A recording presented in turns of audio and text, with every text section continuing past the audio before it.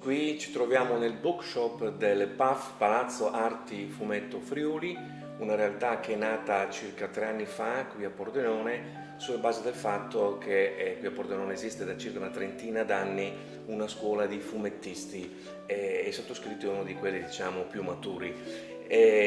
La struttura si forma di 2 edifici, una è la Villa Galvani che si trova in centro a Pordenone, appunto nel Parco Galvani, e la Galleria d'Arte Moderna.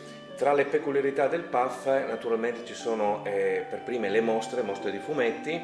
Io parto sempre dal concetto che tutto quello che ci circonda è disegnato, a parte la natura come sappiamo, e il fumetto è la quintessenza di questo concetto. Che dire, vi aspettiamo numerosi qui e in particolare quest'oggi abbiamo fino alla fine di Pordenone legge una mostra di un grandissimo autore che si chiama Guangio Guernido, Black Sad, e poi naturalmente c'è un altro grande illustratore che è Tony Wolf. Chi ha dei bambini o è stato naturalmente bambino lo conosce.